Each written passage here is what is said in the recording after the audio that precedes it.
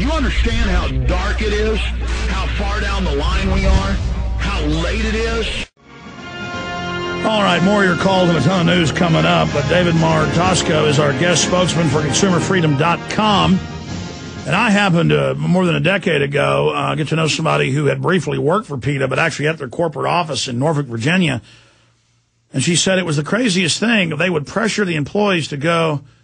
And I thought this person was kind of crazy at first. I mean, years later, I found out she was telling me the truth. I found it hard to believe. But I knew them and knew they weren't liars. And they said that Peta would pressure them to go get animals from the local shelter, claiming they were adopting them, to then take them back, and that they would, that she learned they were getting off on lethal injecting them. And she said, I'm here to help animals. I'm not here to be part of this, and left. Most people don't get a view in the inside trappings. It was also stuff like, close the doors. We've got hamburgers, double beef burgers, and folks, well, I'm on record saying that over a decade ago, and now it's become mainstream news the last few years. Their crazy behavior. So, David, you've been heading up one of the groups that's been exposing these freaks. Tell us about it. Well, you set it up really very well, Alex. PETA, the people who tell us that we're not allowed to use or kill animals for any purpose, including medical research to cure cancer, turns out their views are so extreme that even they can't toe the line. We got some, through Freedom of Information Act requests in Virginia, we got a hold of some state records that were filed by PETA's lawyers that show just what happens to all the animals that they take in supposedly for adoptive purposes. And it's pretty stunning. They wind up killing pretty much around 90% of all the animals they take in for adoption. Last year, 2008, PETA killed 2,124 pets. They found adoptive homes for exactly 7. This is the dirty little secret of the animal rights world, is that PETA kills animals. And we actually have all these records up for the public to look at a website called, perfectly enough, PETAKillsAnimals.com. And you can actually see the reports filed by the state of Virginia. PETA is based in Norfolk, so under Virginia law, they're considered a humane society. Well, and they have to report this to the state every year. Well, it's just like they're always catching cops that are involved in child pornography investigations trying to fly across the country to meet with a 5-year-old. Statistically, it's the truancy officer on average, that's the highest rate of that. It's the same thing with PETA at the higher echelons. In fact, I'll just go ahead and say it. My wife was offered a lucrative book deal of $50,000 on the advance and turned it down because that's how I found out about it. She was my girlfriend. She was tracked down by a major publisher. It was actually, I'm not going to say the name of the publisher. I think in the letter it was a confidentiality thing. But the point is, and she said, no, I'm scared of him. I'm not going to do it. And I said, yeah, that's probably a good idea. And of course, I'd been dating her a few years, and I didn't hardly believe it when she was telling me because she just lived in Virginia. One of her friends that she worked out with said, hey, do you want to come over here and, get a job? And it was like a cult. She was only there a few months. It was mainly people outside of it never knew what happened. She happened to get right in to the inner circle, and she said it was completely insane. And, and she left, pretty fast. And then she was telling me that they would pressure him to get animals and then kill them. She would never do that. But it's a transhumanist, eugenicist death cult. Peter Singer, she said. No, seriously, Peter Singer. No, she said. I love the language, a colorful language. You're increasing my vocabulary here. Well, no, but I'm not even joking. Is my point. Peter Singer is their patron saint, and he's the guy that says children are like mackerel. And I'm sure you've heard Obama administration officials have said you should even be able to kill babies after they're born. So this is a anti-life thing, period. Correct. But I mean, you're an expert on it too. I'm just kind of embarrassing in a way. She doesn't even like me even talking about it. But there it is. I mean, it's my wife. She has seen inside the pit. I'm aware of that, and I would love to talk to her sometime and learn more about what she's seen. Oh, you knew about that? I didn't know that. Okay, but anyways, yeah, go ahead. I'm aware of that, but that's okay. It's funny. The underbelly of the animal rights movement's got all kinds of nutty stuff. They've got arsonists. They've got people who have attempted murder. They've got folks beating up their targets with baseball bats.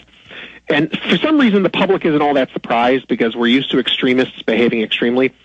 But for whatever reason, this revelation that PETA actually kills animals has taken so much of the air out of their progress. By our calculations, this has cost them in excess of $14 million according to their direct fundraising receipts. And not only that, but their applications for college-age interns are down considerably. So suddenly the teenagers, which is sort of their feeder trough of new members and new employees, don't believe that PETA is as pure as the driven snow anymore. They see them as somehow compromised, which I think is it's more great. than that. I won't even say the stuff she told me. It's, rolling around on desk with Wendy's hamburgers, laughing insanely.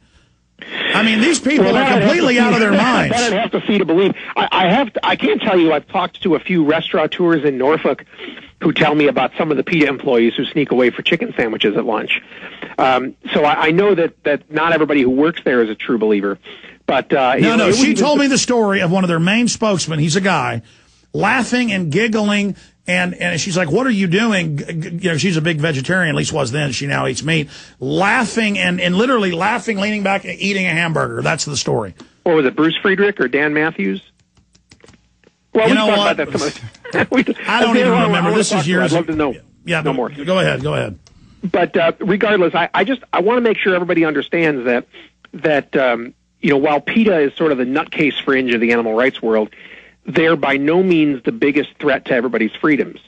PETA is kind of a national joke. Everybody understands that they're just there for comic relief value. You might be surprised to learn that the Humane Society of the United States is actually the group that is a lot more likely to threaten our way of life. This is a group that's basically PETA with a nicer wristwatch and none of those naked interns that we like to look at so much. Yes. But it's got the same exact goals as PETA. They want to push animal use out of the mainstream of society, and they've got $200 million in the bank. They're a fabulously wealthy organization. And this is a tool. This is a tool by the bioethicists, by the zero growthers, by the rewilders who want sustainability. They say they're going to use this to shut down farms, ranches, everything. And they'll use something that sounds reasonable, some sad monkey in a cage, but really it's everything. They want control. You're right. At the end of the day, they want control over our diets because if you control food, it's fuel for humanity. And then you control basically the numbers of how many humans can live or die. Well, sir, this is the same thing David, with the environmental movement trying to keep genetically modified crops out of Africa. They would love very much to see a population in Africa plummet by any means necessary. Well, David, you've done a lot of research on PETA, so instead of me talking at you, I just didn't know you were aware of some of the stuff I've talked about.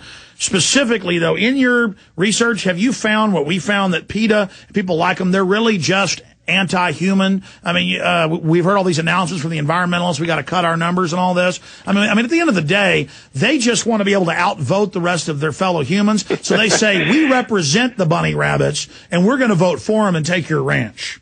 I think you're right. It's funny, if you watch Washington at all, you'll know that next Tuesday there's going to be a confirmation hearing for a guy named Cass Sunstein, who is President Obama's pick to run the regulatory office in the White House. He's going to be our regulatory czar, as they're calling him. He's a big animal rights lover. He wants to outlaw hunting and meat eating and biomedical research using animals and all this stuff. And I think, you're going to find suddenly that the animal rights nutties have a friend in the White House. And I think at the end of the day, you're right.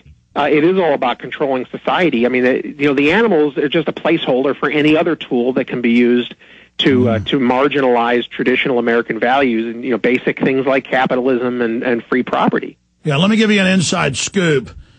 And by the way, my wife has been on the cover of USA Today with PETA, so it's she really did work with them. I believe you. And no, I'm just telling the listeners, but but anyway, side issue.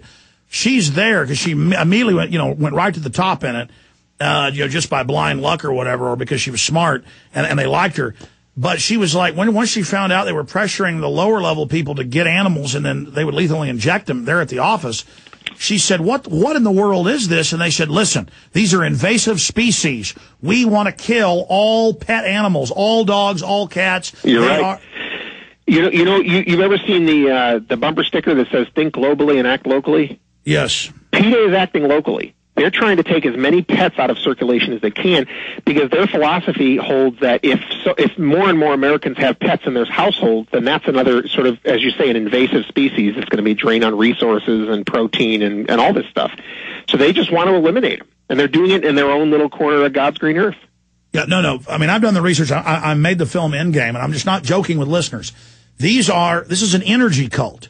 And if they can tax carbon, if they can tax all the meat first, which they're now passing, get that control in, the top echelons of this are totally cold-blooded. They don't believe any of it. It's T-bone steaks, finest wines, and it's all about control. It's all about dominating and feudalism and serfdom. Go ahead. Well, I think that's one way of putting another thing that I've said quite a lot, which is that today's activists, especially those coming from the left, want to control society through its food, its labor, and its energy. And those are the three, you control those three things. There's nothing in society that can be done on its own without food, labor, or energy. So this is why you've got an environmental movement. This is why you've got organized labor. And this is why you've got, everybody from the mercury and fish scaremongers to the genetically modified food people who say it's going to give us a third glowing eyeball. They're out to control our food, our labor, and our energy resources. And that's how they're going to remake society. PETA is just one part of a much bigger picture that includes the Greenpeacers, the AFL-CIO, and you name it.